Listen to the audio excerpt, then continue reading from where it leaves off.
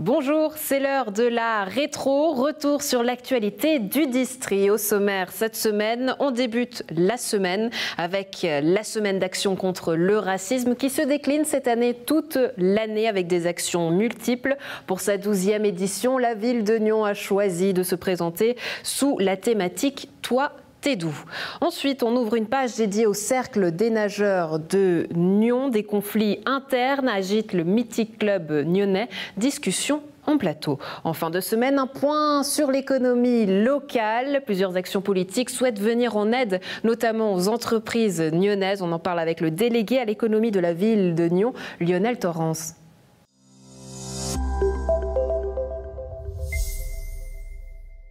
Le secteur intégration de la ville de Nyon a choisi de répartir les actions contre le racisme tout au long de l'année sous le thème « Toi, t'es doux ». Le programme a commencé le 20 mars et aura lieu jusqu'en décembre 2021. On en parle avec nos deux invités. Christiane Piadini, vous êtes déléguée à l'intégration pour la ville de Nyon. Bonjour. Bonjour. Merci d'être avec nous. Avec nous également Céline Mousset, vous êtes scénographe de l'exposition Portrait de la migration. On en parlera d'ici quelques instants. Bonjour, bienvenue. Bonjour. Alors un mot déjà sur cette thématique, Christiane Piadini. Toi, t'es doux. Qu'est-ce qu'elle symbolise ?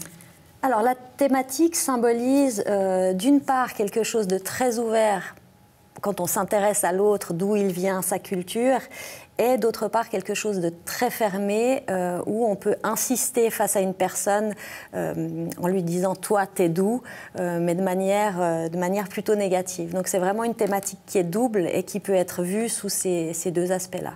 Oui, alors l'objectif, c'est évidemment de parler de diversité, d'appartenance, d'identité, pardon. Rappelez-nous plutôt les enjeux de cette semaine contre le racisme qui, là, se décline tout au long de l'année. Oui, alors les enjeux, en fait, depuis 2012, la ville de Nyon organise la semaine contre le racisme avec plein d'autres villes romandes. Et puis, l'an dernier, elle a dû être annulée. Donc c'était assez particulier. Une semaine avant le début des événements, on voulait repartir cette année avec le programme 2020. Vu les restrictions, ça n'a pas été possible. Donc avec mon collègue Benzo Saraté, on a décidé de distiller nos actions sur l'année en fonction des restrictions, des ouvertures, mais pour vraiment pouvoir proposer quelque chose aussi qui ne soit pas uniquement en ligne et virtuel. On voulait vraiment que les gens puissent se rencontrer. Donc voilà pourquoi ça aura lieu toute l'année. Céline Mousset, et ça a fonctionné parce que ce week-end, les gens ont pu se rencontrer, notamment grâce à l'inauguration de cette exposition. Est-ce que vous pouvez nous la présenter en quelques mots ? Oui, alors l'exposition, c'est... Alors déjà, le titre, Portrait de la migration, on a entendu, alors le but, c'est parler diversité, d'appartenance et d'identité, mais qu'est-ce que vous souhaitiez en faire au travers de cette scénographie ? Exactement. Alors en fait, le travail du photographe Nadir, donc, c'était de rencontrer les gens pour pouvoir faire des portraits de ces personnes chez eux de manière très naturelle. Il a en fait beaucoup discuté avec les gens pour pouvoir aussi créer des interviews qui se retrouvent en fait dans l'exposition. On peut les écouter via des casques audio et donc l'idée c'était vraiment de présenter cette exposition de manière très naturelle, de faire en sorte que les gens qui viennent la visiter soient proches des personnes qui ont été photographiées. Le CELOC de la ville de Nyon m'a demandé de créer une scénographie qui soit itinérante, qui soit très légère, démontable, qui puisse vraiment pouvoir être montée très rapidement, se démonter très rapidement. Donc, par rapport à ça, moi, j'ai essayé de travailler et avec ces contraintes du CELOC et de la ville de Nyon et avec les contraintes en fait, liées au photographe, la manière dont il travaille. On le recevra d'ailleurs sur ce plateau, Nadir Mogdad, mercredi dans la quotidienne et plus particulièrement dans la rubrique culture. Mais pour vous, qu'est-ce que ça symbolisait cette thématique du racisme ? Est-ce que vous aviez déjà travaillé avec cette thématique-là ou c'était une première ? Alors non, c'était pas la première fois parce que Christiane Piadini m'avait déjà mandatée pour l'année 2019, je crois. J'avais fait le stand au marché. Donc, qu'est-ce que ça symbolise pour moi ? C'est vrai que je suis pas mal active aussi dans la région, notamment avec le PS pour l'intégration, etc. Pour moi, c'était vraiment important de faire en sorte que les gens qui sont exposés le soient bien et puis qu'on arrive en fait à rentrer dans leur espace, chez eux, dans leur intimité, et qu'on arrive à comprendre leur histoire, en fait, à travers la scénographie. Oui. Alors, cette année, plusieurs manifestations qui dénonçaient le racisme subi et les meurtres, notamment de George Floyd et d'Adama Traoré. Est-ce que ça a eu une manière ou une incidence de traiter cette thématique cette année? Alors, oui, ça a forcément une incidence, mais pour la petite histoire, moi, je fais partie aussi de l'association interculturelle. On n'a pas pu faire de fête l'an dernier. Et puis, j'ai souhaité revoir une partie du comité il y a quelques semaines, justement parce que moi, j'ai constaté cette année vraiment des propos haineux, racistes et absolument insupportables via les réseaux sociaux. J'ai vraiment le sentiment que ça a augmenté. On entendait parfois les gens dire qu'on n'était pas confrontés à ce genre de violence ici, en Suisse ou dans la région. Alors, moi, je pense que les personnes qui sont victimes de racisme sont confrontées, elles n'en parlent pas forcément, et puis que justement, sous couvert des réseaux sociaux, il y a des choses absolument indicibles qui sont écrites, et il faut rester très vigilant. Il faut toujours rester vigilant. Pour moi, si on lâche un tout petit peu, ça ouvre la porte à des choses qui sont pas acceptables. Ouais, mais aujourd'hui, est-ce que c'est encore légitime de traiter cette question de racisme au travers d'une fête, d'une manifestation? Alors, au travers d'une fête, moi je dirais plutôt au travers d'actions, mais oui, pour moi ça a un sens. Et puis, au final, on peut traiter la thématique du racisme par la rencontre, puisque le fait de se rencontrer, d'échanger autour d'un projet commun, d'un objectif commun, d'une soirée commune, permet quand même d'atténuer les différences, ou en tout cas d'en parler, et la rencontre, pour moi, est vraiment la clé. Ouais. Céline Mosset, vous nous disiez que vous étiez justement active. Qu'est-ce que ça permet, ce genre d'action, selon vous? Pour moi, ça permet vraiment de faire connaître justement les gens, de montrer la diversité dans la migration, par exemple. Là, on a 2 personnes qui sont italiennes, on a une kosovare, on a vraiment plein de nationalités qui sont représentées. Et puis c'est de montrer qu'en fait il y a une grande diversité, qu'on vit avec tous les jours, et puis que ça ne pose aucun problème en fait. Et que... Voilà. Et c'est ça qui fait aussi la richesse d'une ville. Christiane Piadini, finalement, des actions tout au long de l'année, on peut trouver tout le programme sur la ville de Nyon, j'imagine. Oui, tout le programme sur la ville de Nyon, oui, absolument. Et puis, j'ai collaboré aussi cette année avec le collectif afroféministe Amani, qui organisera une après-midi pour les enfants ce mercredi 24 mars. Mais oui, le programme va se développer. Là, pour l'instant, on a le programme jusqu'au mois de juin. Et on sortira le programme de août à décembre à partir du mois de juillet. Et on aura certainement l'occasion d'en parler encore. Christiane Piadini, Céline Mosset, merci beaucoup d'avoir été avec nous. Très belle journée à vous. Merci.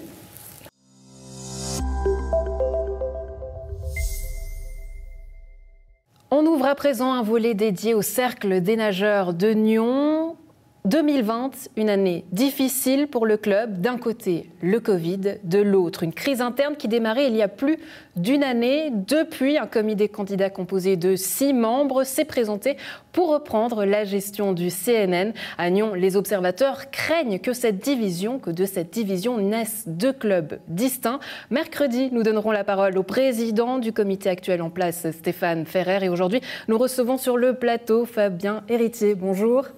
Bonjour Andrea. Merci beaucoup d'être avec nous. Alors vous êtes candidat au poste de président du CNN. On fera connaissance d'ici quelques instants. Mais concrètement, pour entrer dans le vif du sujet, que reprochez-vous concrètement au comité en place? Alors il faut savoir que de premier abord, Stéphane Ferrer et son comité, en fait Stéphane Ferrer, moi j'ai fait du water polo depuis 20 ans avec lui. Il a mis en place beaucoup d'éléments, notamment pour la section water polo. Il a développé le water polo de manière assez admirable. Le water polo aujourd'hui nyonnais existe sur la carte du water polo suisse. Et puis, depuis 2 ans, il a accédé au poste de président. Il a aussi mis en place certaines réformes qui sont louables. Et puis, force est de constater que depuis un peu plus qu'une année, il y a eu quelques conflits au sein du CNN, notamment des conflits qui étaient principalement entre le comité et des employés. C'est-à-dire, quelle est l'origine de ces conflits? Alors, à l'origine, il y a probablement des incompatibilités de personnes. Dans un club de 650 personnes, il y a des conflits, je pense que c'est juste classique. L'origine de ces conflits, c'était aussi un peu une gestion, on va dire, au niveau des séances du comité, une gestion un petit peu autoritaire de certaines décisions. Et puis les employés, en fait, se sont assez vite, rendus compte que cette gestion, enfin, ils étaient très peu écoutés sur la gestion du club, etc. Et puis, certains employés se sont vraiment, prononcés dans une situation vraiment difficile personnellement, étaient proches du burn-out, étaient vraiment surmenés, recevaient beaucoup de pression. Mais vous dites probablement, excusez-moi, donc ça veut dire aujourd'hui, est-ce qu'il y a des preuves de ce que vous lui reprochez concrètement à Stéphane Ferrer? Alors il y a des témoignages, ces employés, ils sont venus vers nous, ils ont un petit peu, pris contact avec les membres, avec finalement ceux qui représentent l'Assemblée générale, pour justement évoquer ces difficultés, ces difficultés personnelles, à ressentir la pression, à gérer ces conflits. Et puis, est-ce que ces personnes-là ont pu évoquer ces difficultés-là avec Stéphane Ferrer en personne? Alors oui, parce qu'il y a eu effectivement ces difficultés, ces incompatibilités, il y a eu quelques, prises de bec. Et puis, à la fin, il y a eu toujours en fait une position assez, de force du comité, c'est-à-dire de gérer vraiment le conflit par la force, de dire maintenant c'est moi le chef, c'est moi qui décide, donc c'est comme ça. Et puis si tu n'es pas content, passe ton chemin, quoi. Et donc après, face à ça, il y a eu la volonté d'essayer de provoquer en fait une assemblée générale extraordinaire. On était au mois de février. Et puis la volonté, c'était de pouvoir déjà discuter au sein de l'organe suprême, l'Assemblée générale, de tous ces problèmes. Et puis éventuellement proposer un comité alternatif.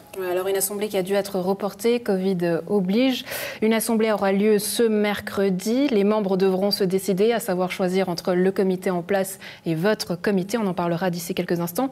Pourtant, le comité en place a choisi d'être transparent et il a demandé notamment à la ville de Nyon un audit financier, mais aussi un audit structurel. L'audit financier peut d'ailleurs être consulté sur place au bureau de M. Stéphane Ferrer, bureau 111 à la route de Divonne. Vous pouvez y accéder de manière en prenant rendez-vous. Par rapport à cet audit financier, je ne sais pas si vous l'avez consulté, dans la gestion financière du CNN, est-ce que tout va bien selon vous ou pas? Ce qu'on peut lire en tout cas de l'audit, c'est que tout va bien. Quel est votre avis? Alors moi, j'ai pas pu la lire parce qu'effectivement, c'est entre hier et aujourd'hui, et il y a des gens qui sont allés aujourd'hui. Alors on peut le consulter jusqu'au 29 mars. Oui, mais par contre, on doit voter très vite parce que le vote, les derniers votes doivent être reçus le 29 mars. Donc, nous, on est. Alors, tout d'abord, juste une rectification. Ce n'est pas le CNN qui a demandé à la tenue de ces audits. Donc, la ville de Nyon nous a envoyé un courrier en disant que c'était eux qui avaient proposé ces audits. Nous, ce qui nous étonne vraiment, c'est que on a reçu un dossier pour cette Assemblée générale, un dossier extrêmement conséquent, plus de 150 pages, un rapport du président de 50 pages. Ouais, c'est vrai que je l'ai ici, c'est vrai que le dossier, il est bien complet. Il est bien extrêmement touffu pour, entre guillemets, pour donner la parole, on va dire, au comité sortant. Et par contre, de donner le document de l'audit à tous les membres, eh bien, on ne peut pas l'avoir. On est obligé de se déplacer au bureau 111 pour le consulter. Moi, je trouve ça un peu étonnant, surtout que les délais sont extrêmement courts. On a reçu les documents vendredi. Le Zoom de présentation a lieu demain. Et puis, le vote a lieu en fin de semaine. Donc, moi, j'aurais trouvé quand même correct que ce document soit transmis à tous. Et puis, ils l'ont reçu aussi le 3 mars, donc c'est vrai que les délais sont très courts par rapport à cette séance. Par rapport à cette présentation, le comité candidat, lui aussi, présente une plaquette de présentation. Alors, 6 membres en font partie. Qui fait partie de ce comité, Fabien Héritier? Alors, nous avons la chance d'avoir une équipe très compétente et très solidaire. On a des profils très différents et très complémentaires. Donc moi-même, je suis ingénieur, je m'occupe de management dans une fondation à Genève. Nous avons une comptable, on a un expert du contrôle interne d'une grande banque genevoise, on a une personne qui s'occupe de marketing digital, on a un médecin qui travaille au GOL à Nyon. Qui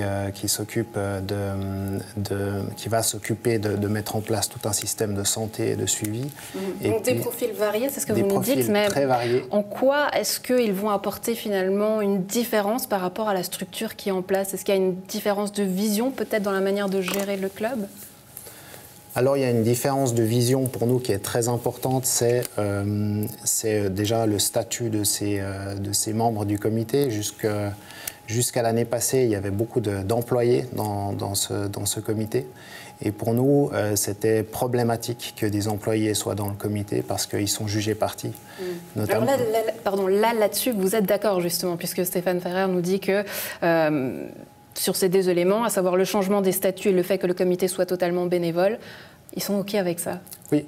Alors, effectivement, c'était même des demandes qui étaient faites en 2019. Alors, elles n'ont jamais été publiques. En tout cas, nous, on a fait dès le début ces demandes-là et visiblement, il s'est adapté à cette demande. Et je pense que c'est vraiment... Mais comment on l'explique? Parce que c'est vrai qu'elles sont à l'ordre du jour. Des PV, on peut les voir. Changement du statut, elles sont à l'ordre du jour du PV.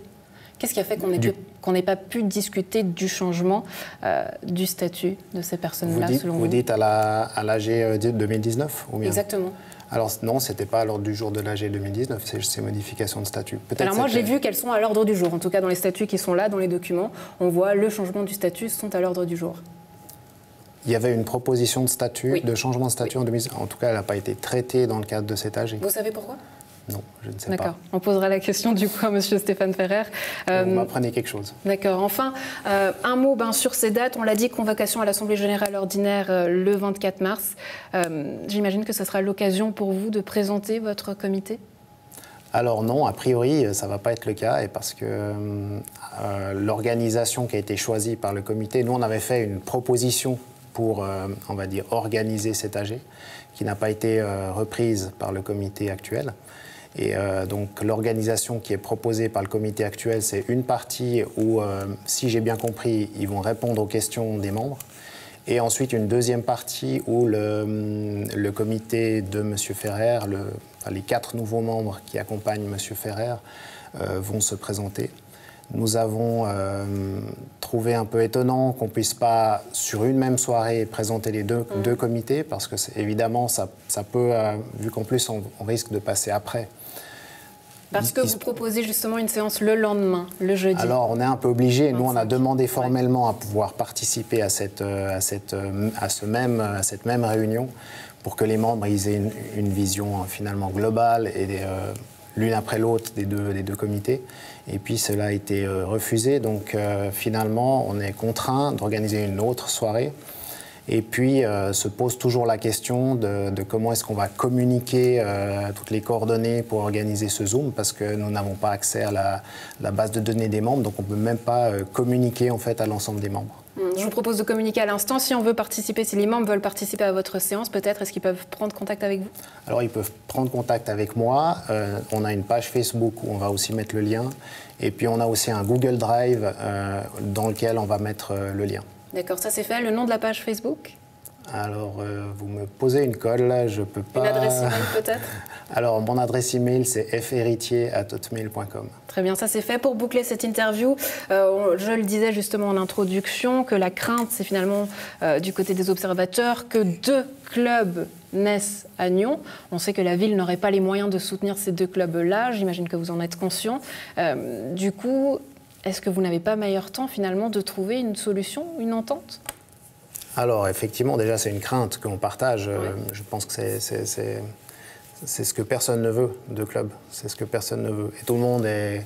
je pense que l'autre partie et notre partie, on est extrêmement attachés au CNN, donc voilà. Mais aujourd'hui, c'est ce que vous faites. Quelque part, vous êtes prêt, j'imagine, peut-être pas à tout, mais vous présentez en tout cas un comité. Ouais. Vous pourriez aller de l'avant et créer un club. Je ne peux pas répondre à cette question aujourd'hui. Franchement, c'est beaucoup trop tôt. Il y a cette assemblée, on verra comment ça se passe. Nous, notre regret quand même, c'est qu'on a de nombreuses fois essayé d'entrer en contact avec le comité actuel. On a organisé une séance avec eux au mois de mars, duquel il n'est à peu près rien sorti. Ensuite, on a pris contact de nombreuses fois pour demander des informations, pour pouvoir étayer notre position et pour être sûr de ce qu'on dit, parce qu'on avait des témoignages, mais il faut toujours aussi corroborer ces témoignages par des éléments factuels, etc. Et en fait, on ne nous a jamais répondu. Et on a plus de 15 demandes qui sont restées sans réponse, des rendez-vous qui ont été fixés, annulés ensuite. Ensuite, des courriers recommandés qui n'ont non plus pas eu de réponse. Dans ces courriers, on demandait des rendez-vous avec le président pour pouvoir discuter à la fois de l'organisation de l'AG, de pouvoir discuter également de l'avenir du club, de sa stratégie, etc. Et pas de réponse. Donc, nous, ce qu'on regrette, c'est que vraiment, on va dire, il n'y a pas eu d'écoute du tout en face. Et il n'y a pas eu une volonté de vouloir désamorcer la crise. Et donc la crise, effectivement, elle a duré depuis une année, et ça, c'est hyper long. Alors c'est en partie dû au Covid, mais en même temps, il n'y a pas eu de volonté de désamorcer ça et d'entrer en discussion. Dans un mariage, il y a toujours deux personnes. Tout à fait, tout à fait. Effectivement. Quelle serait votre part de faute, du coup? Parce que si on est deux, c'est qu'on est toujours responsable de quelque chose. Est-ce que là, vous vous reprochez quelque chose? Je pense qu'un des reproches que je pense et que je prends totalement pour nous aussi, c'est que peut-être on est allé trop vite au mois de février vers cette organisation d'une AG extraordinaire, etc. Ça, effectivement, c'était peut-être un peu choquant. Mais voilà, on a été toujours ouvert. Il y a même une conciliation qui a été tentée par une membre au mois de décembre. On y a répondu favorablement, on a proposé une date, on a dit on aimerait rencontrer le comité qui est en face pour pouvoir discuter. Et il n'y a pas eu de réponse, donc c'est dommage. Fabien Héritier, candidat au poste de président du CNN, merci beaucoup d'avoir été avec nous. Très belle journée à vous. On recevra donc, vous l'aurez compris, mercredi sur ce plateau Stéphane Ferrer et puis l'Assemblée générale qui aura donc lieu mercredi 24 mars, aux membres de choisir et puis le résultat qui sera donné le 31 mars. Très belle journée, Fabien Héritier. Merci beaucoup. Bonne journée.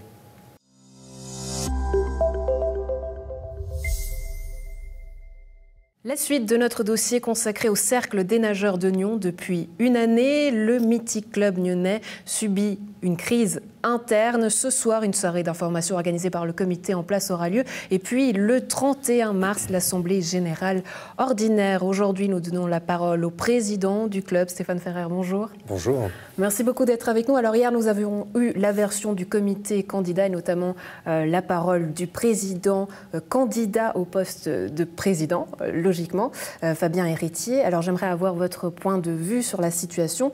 Selon vous, quel est l'élément déclencheur de cette crise interne? Alors, l'élément déclencheur date depuis le mois de février 2020, où nous avons eu un petit souci avec un de nos collaborateurs. Et partant de là, il y a eu une demande d'Assemblée générale extraordinaire sous le couvert de l'anonymat.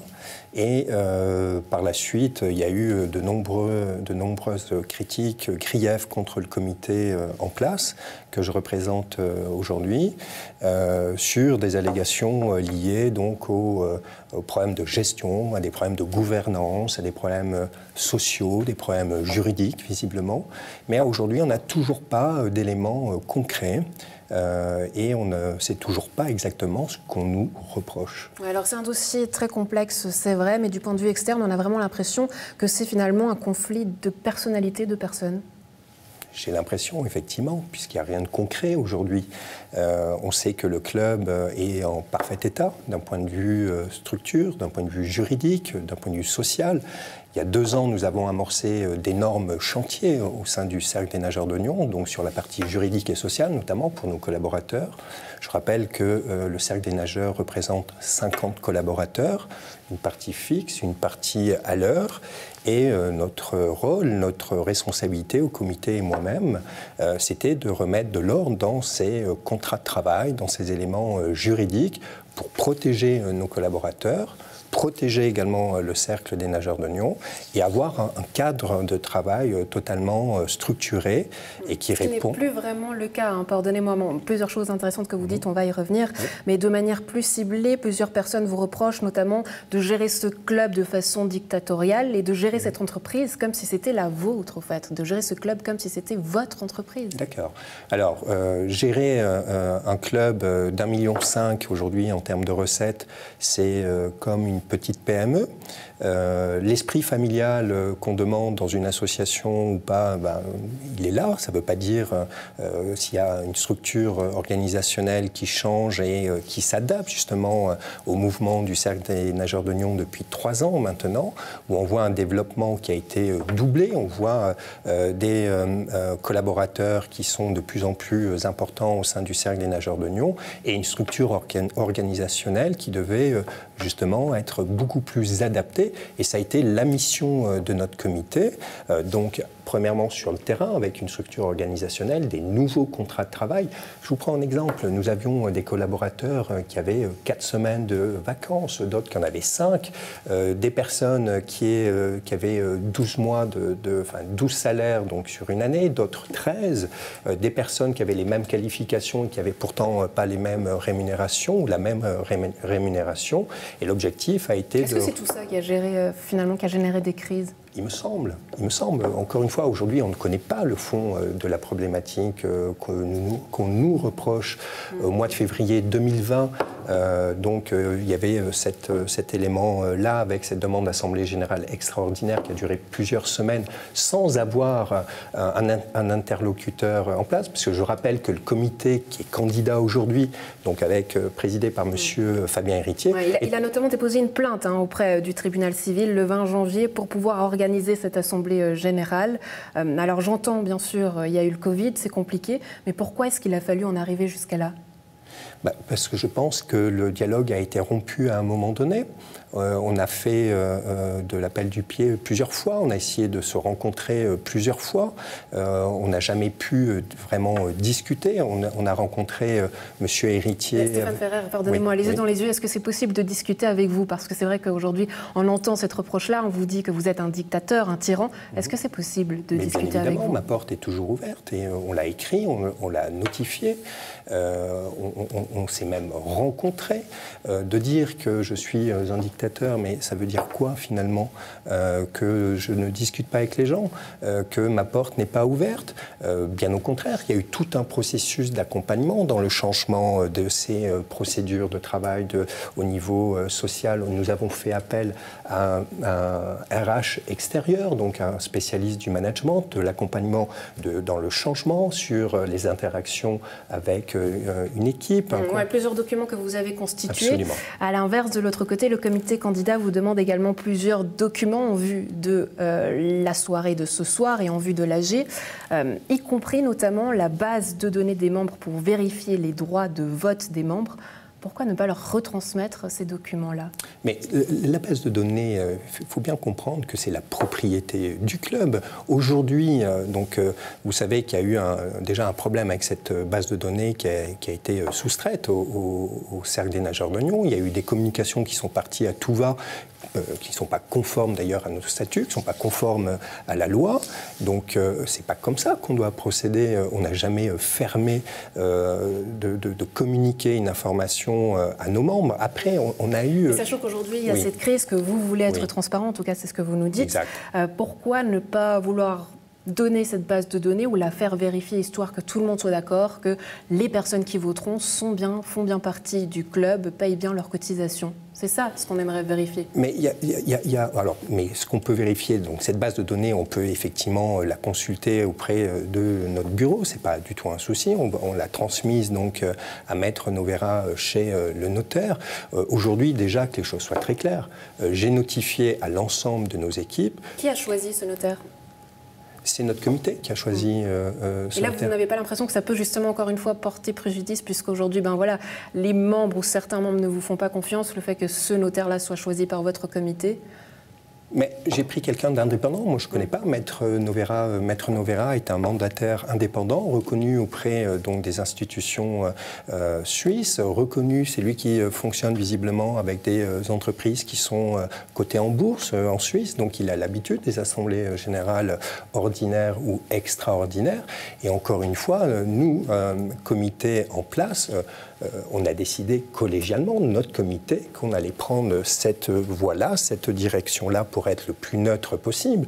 Le comité candidat nous a proposé une personne comme médiateur et une personne pour orchestrer ce vote et cette assemblée générale extraordinaire. Mais je note avec notre comité que cette personne n'est pas une personne neutre, puisqu'ils sont avec le comité, elle est avec ce comité candidat depuis le début.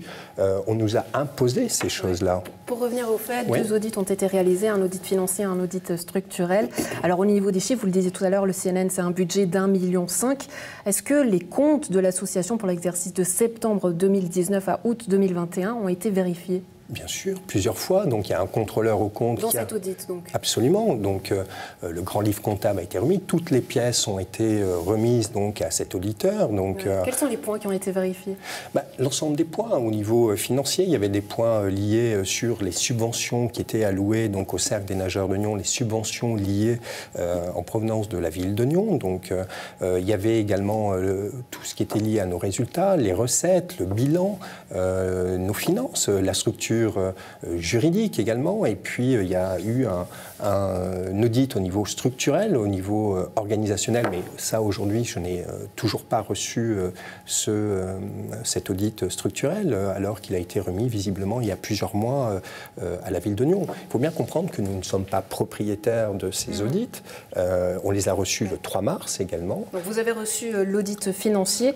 Est-ce que dans ce document-là, lorsque vous l'avez reçu, est-ce qu'il y a des recommandations dans le rapport que les membres doivent connaître pour l'Assemblée générale de ce soir? Bien évidemment. Et donc cet audit, il est déjà en consultation auprès du bureau du Cercle des nageurs de Nyon. Est-ce qu'il y a des recommandations justement que les membres doivent connaître? Les recommandations, elles sont assez marginales finalement. C'est quoi? C'est tout simplement d'avoir un peu plus de transparence sur notre allocation de subventions en provenance de la ville, où c'est donc dans une catégorie budgétaire et sur une catégorie de numéro de compte.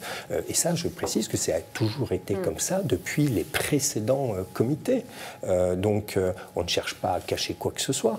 Ça, on va travailler avec la ville pour leur rendre, j'allais dire, ce qu'ils veulent à ce niveau-là. Moi, j'ai rien à cacher au niveau de la transparence de nos comptes. 1,5 million, c'est de l'argent public. On comprend que cette demande-là soit faite, effectivement. 1,5 million, c'est plus l'argent public, je suis désolé. Sur 1,5 million, vous avez à peu près, on va dire 90 à 100 000 francs de subventions qui émanent. Oui, bien sûr, voilà, bien sûr. Mais ce n'est pas 1,5 million de pour recettes publiques. Des subventions. Oui. Alors ce soir, lors de cette information, les candidats souhaitent également prendre la parole pour présenter le comité candidat. Est-ce qu'ils l'auront? Mais bien évidemment. J'ai entendu que nous refusions de voir le comité candidat à notre réunion Zoom ce soir. Pas du tout. Je suis désolé, mais ça fait combien de temps que le comité candidat a transmis une plaquette publicitaire donc, sur leur programme, etc. Donc ça, il n'y a pas de problème. Et dessus, c'est notifié qu'ils faisaient donc une réunion d'information Zoom le 25. Nous aurions pu faire le 26 aussi, pour voir ce qu'ils allaient dire, machin, etc. Donc là-dessus, on peut être rassuré. Ce soir, tout le monde aura la parole. Bien évidemment. Le comité candidat. Et je leur laisserai un moment de parole sans problème. Parce qu'ils ont pu se présenter ici sur ce plateau. Stéphane Ferrer, voilà le comité que vous avez choisi de mettre en place et de présenter, c'est lequel? Alors, le comité en place, vous dites, ou le comité... À venir, Alors, le comité à venir, c'est un comité bénévole, totalement bénévole. C'est un des seuls points sur lesquels nous étions OK avec le comité candidat. Je rappelle aussi que lorsque j'ai repris la présidence du Cercle des nageurs de Nyon, le comité avait déjà des salariés dans le club. Et je m'étais élevé moi-même, avec d'ailleurs l'ancien vice-président du Cercle des nageurs de Nyon, contre ces éléments-là.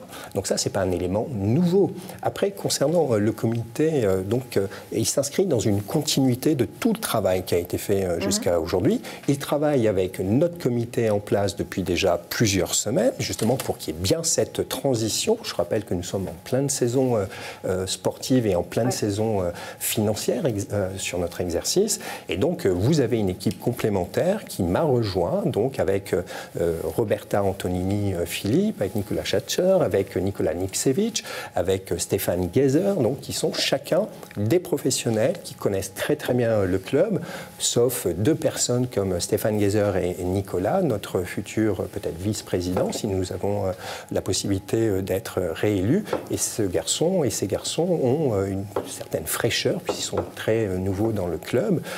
Et l'association, la complémentarité de l'expérience avec Jelko Niksevich, moi-même par exemple, ça c'est quelque chose qui va fonctionner très très bien. Variés comme le comité candidat, donc aux membres de choisir bien sûr. Alors Stéphane Ferrer, vous m'avez confié aujourd'hui avoir le sentiment d'être l'homme à abattre. Il y a bien sûr ce comité candidat qui se présente aujourd'hui, mais selon vous, qui est-ce qui tire les ficelles? Qui veut votre tête réellement? Je leur pose la question, mais j'ai l'impression que c'est une cabale effectivement contre notre comité et moi-même. Je rappelle qu'aujourd'hui, ça va faire presque 14 mois que nous sommes dans ces tensions du Cercle des nageurs de Nyon. Nous avons très peu communiqué finalement. Pourquoi nous avons peu communiqué? Parce que nous ne voulons pas prendre en otage donc, nos membres. Et puis surtout, nous étions à travailler d'arrache-pied, comme j'aime le dire, avec notre comité pour travailler pour nos collaborateurs. Je rappelle qu'il y a 50 personnes qui sont restées pratiquement sur le carreau depuis le mois de mars l'année dernière, le 17 mars. Et mon rôle avec celui du comité, c'était d'aller chercher auprès de la RHT, par exemple, donc ce chômage partiel, de pouvoir faire bénéficier nos moniteurs à l'heure, donc ceux qui ne sont pas fixes, ces jeunes moniteurs et jeunes monitrices, assistants que nous avons dans notre école de natation, des solutions financières que nous avons obtenues au bout de 4 mois de négociations avec les services de la RHT. J'ai envie de dire c'est un peu une autre histoire, mais effectivement c'est du travail qu'il faut faire sur le terrain. Alors voilà, les résultats seront communiqués au comité en place le 31 mars. Et là aussi ça a un peu attiré mon attention, j'avoue, parce que c'est vrai que c'est écrit que les résultats seront communiqués au comité en place. Pourquoi ne pas communiquer directement à tout le monde? Ou peut-être que j'ai mal compris. C'est-à-dire, quand vous dites qu'ils ne sont pas... Alors, lorsque l'on lit la convocation, là qu'on a reçue aussi, officielle, convocation à l'Assemblée Générale Ordinaire, à la fin de la page, il est écrit « Maître Novera officiant comme notaire et mandataire indépendant pour la récolte des volts. Les résultats seront communiqués au comité en place le 31 mars. » Donc c'est stipulé, précisé que ces informations sont communiquées au comité en place. Sachant qu'il y a toute cette crise, pardonnez-moi Stéphane Ferrer, pourquoi ne pas communiquer à tout le monde? On va le communiquer bien évidemment à tout le monde, mais c'est un process juridique, c'est pas moi qui l'invente ou c'est pas moi qui l'impose, c'est un process qui doit fonctionner comme cela. C'est-à-dire que cette Assemblée Générale qui sera donc le 31 mars, je vous rappelle que nous sommes justement dans un cas très spécifique, puisque on ne peut pas effectuer cette Assemblée Générale ordinaire en présentiel. On doit ratifier, c'est un terme juridique, le 31 mars, cette Assemblée Générale ordinaire, avec la votation qui est faite directement chez... Ce que je sous-entends, vous ne craignez pas finalement que... sachant qu'il y a toutes ces tensions, que cette information passe d'abord par vous et qu'ensuite elle soit communiquée, qu'il y a un manque de transparence? Mais il ne peut pas y avoir un manque de transparence. Maître Novera est un mandataire indépendant, reconnu par toutes les instances juridiques ou de justice par rapport à cela. Il représente effectivement plusieurs sociétés donc, en bourse et autres, donc il a l'habitude au niveau de des assemblées générales. Il y a une ratification qui va être faite le 31 mars en présence du comité en place. C'est la loi, c'est comme ça, c'est pas moi qui l'invente, qui l'impose, et c'est un process qui fonctionne dans ce domaine-là. Tous les bulletins de vote vont arriver chez le notaire entre lundi qui vient de passer et lundi prochain. On a laissé... Et il pourra vérifier justement que tout soit légal. Mais bien évidemment, il a la liste. Aujourd'hui, je ne sais même pas qui a voté. Et je tiens à préciser que les votes sont confidentiels, c'est-à-dire que je ne serai même pas avec notre comité, on n'aura pas les informations ou les résultats de qui a voté quoi, etc. Et ça ne m'intéresse pas. Nous voulons sortir de cette crise, entre guillemets, parce que pour le club, c'est plus vivable, que ça soit le comité candidat. C'est d'ailleurs une crainte, je m'étends, on prend le temps, mais c'est vrai que voilà, comme on l'a expliqué hier, c'est une crainte aujourd'hui du côté des observateurs qu'aujourd'hui, de cette division, de toute cette tension, deux clubs naissent. Or, on sait que la ville n'a pas les moyens de soutenir financièrement deux clubs. Exactement, et j'en ai parfaitement conscience. Et notre rôle aujourd'hui avec notre comité, c'est de contenir tout ça. Pourquoi vous ne nous avez pas entendu, vu dans la presse, ni ailleurs d'ailleurs? C'est parce qu'on a voulu contenir tout ça et faire en sorte que les éléments soient apaisés. Qui ne vous a pas entendu? Les autorités ou les membres à l'intérieur? Alors, j'allais dire les autorités de fait, c'est un problème interne, donc ça c'est à nous de le gérer, avec l'aide bien évidemment des autorités. J'aurais bien aimé que la municipalité ou le service des sports puisse s'intéresser de façon neutre dans ce dossier. Après, vous les avez pourtant rencontrés lors d'une séance, je n'ai plus la date en tête, mais vous les avez rencontrés. Oui, 4 mois après, étonnamment. 4 mois après, donc naissance, début de ces conflits début février, et il a fallu qu'on sollicite effectivement les services de la ville, et notamment du service des sports, qui malheureusement n'ont pas pris contact avec le comité en place, ne serait-ce que pour dire est-ce qu'on peut vous aider, quel est le problème, ou ne serait-ce que pour nous dire ça va pas, vous nous embêtez, ça se passe plus comme ça, etc. Mais même pas. Il a fallu qu'on prenne, nous, contact et qu'on invite ces personnes-là à venir nous rencontrer. C'était le lundi 15 juin, d'ailleurs. Oui, très bien. Et la prochaine date, ce sera ce soir, Stéphane Ferrer. Merci beaucoup d'avoir répondu à nos questions, d'avoir été avec nous à la maison. Donc, voilà cette séance d'information pour les membres qui aura lieu ce soir via Zoom. Et puis, l'Assemblée générale ordinaire qui aura lieu le 31 mars. Très belle journée à vous, Stéphane Ferrer. Merci beaucoup, Andréa.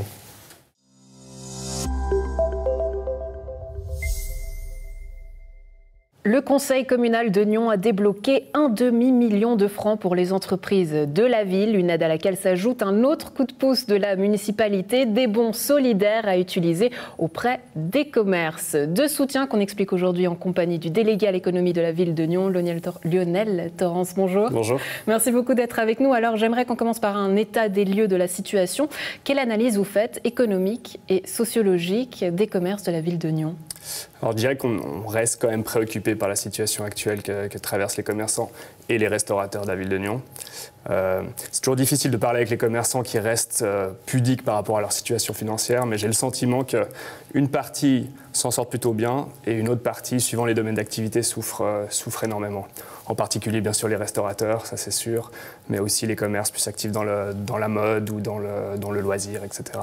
Quels sont les commerces qui s'en sortent bien, du coup? C'est-à-dire qu'il y a un secteur d'activité pour qui tout fonctionne très bien? Alors, tout fonctionne très bien, je ne sais pas, mais en particulier les métiers de bouche ou les métiers dans l'alimentaire fonctionnent bien en ce moment. J'ai le sentiment qu'il y a l'envie de la population de soutenir la production locale, la production alimentaire locale, et du coup, que ce soit les bouchers, les maraîchers, ce genre d'activité fonctionne très bien. Tout ce qui est, je dirais, économie domestique, donc à savoir ce qu'on peut faire en télétravail, etc. J'ai l'exemple d'un magasin de jeux qui fonctionne extrêmement bien, qui a fait une de ses meilleures années récemment. Donc ce genre de commerce s'en sort bien, à contrario d'autres qui sont dans de plus grandes difficultés. Ouais, justement, si on se promène en ville de Nyon, on peut constater justement que plusieurs magasins mettent la clé sous la porte. On peut citer la Halle, Optique 2000, ou plusieurs magasins du centre commercial La Combe. À Nyon, on sait que le commerce souffrait déjà avant la pandémie. J'imagine que du coup, ça a accéléré les choses. Oui, alors je ne connais pas chaque cas de figure de manière précise, mais j'ai le sentiment que le Covid a précipité certaines fermetures qui étaient probablement déjà prévues ou déjà planifiées. Ou alors certaines fermetures sont dues à d'autres raisons, des raisons de rachat, des raisons de restructuration stratégique d'entreprises, etc., de commerces qui ne sont pas forcément liés au Covid. Mais pour certaines enseignes, c'est évident que le Covid a peut-être précipité les choses, sans pour autant, j'ai le sentiment à l'heure actuelle que ce soit un phénomène généralisé au sein du tissu commercial nyonnais. C'est-à-dire qu'aujourd'hui, la vente et le commerce restent un secteur fragile. Quelle est votre marge de manœuvre, notamment concernant l'installation d'enseignes et les arcades froides dont on parle si souvent à Nyon? Alors, je dirais que la municipalité a relativement peu de marge de manœuvre, d'instruments légaux par rapport à ça. Ce qu'on essaie de faire un maximum, c'est de suivre l'évolution de ces arcades.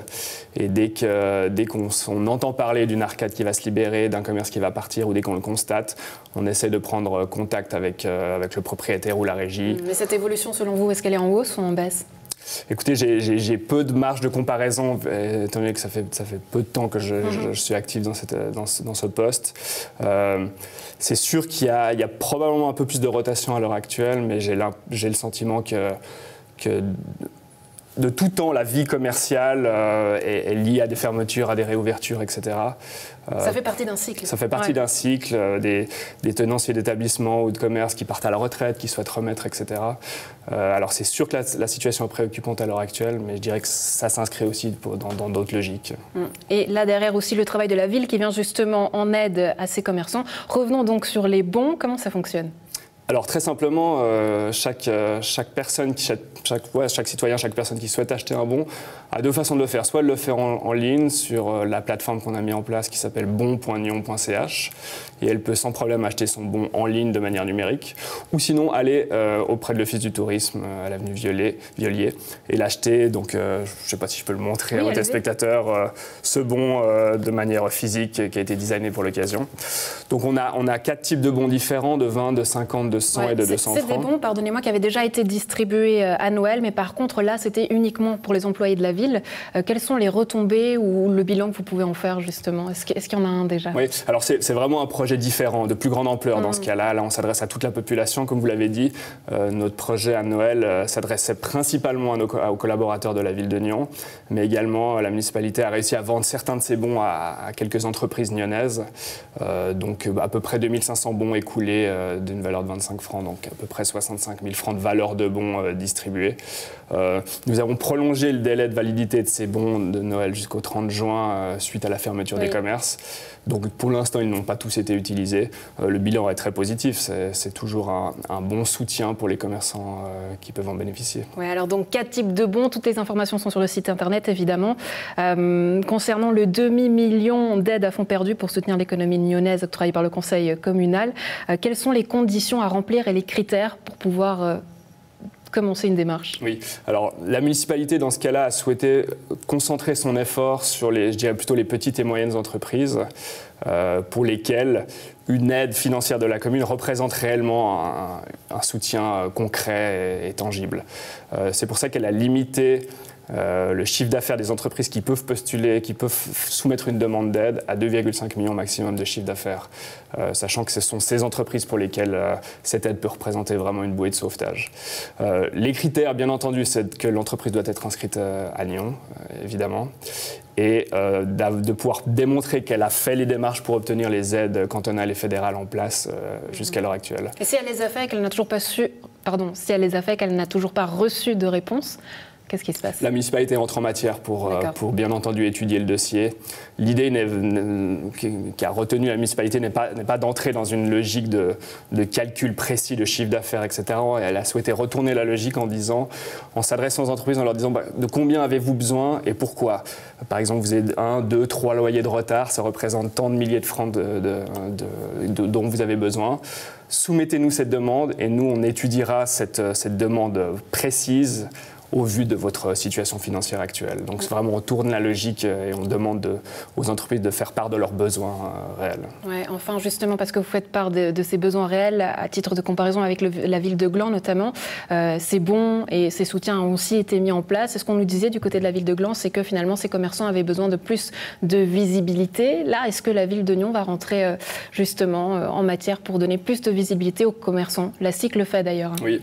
Tout à fait. Alors, ce projet de bon est aussi un joli coup de projecteur sur les commerces partenaires parce qu'on a mis en place toute une plateforme qui présente ces différents commerces. C'est une bonne opportunité pour beaucoup de Nyonnais de découvrir certains commerces potentiellement qu'ils ne connaîtraient pas. Donc, par ce biais-là, on essaie de les mettre en avant. La ville de Nyon a aussi développé plusieurs démarches de promotion de communication sur le commerce local en 2020 et en 2021. Nous collaborons bien entendu étroitement avec la SIC pour mettre en place des outils de promotion et de mise en avant du commerce local. Donc la municipalité est en contact quotidien ou hebdomadaire, je dirais, avec la SIC. Un travail de tous les jours. Oui, bien sûr. Lionel Torrance, délégué à l'économie de la ville de Nyon, merci beaucoup d'avoir répondu à nos questions. Très belle journée à vous. Merci beaucoup.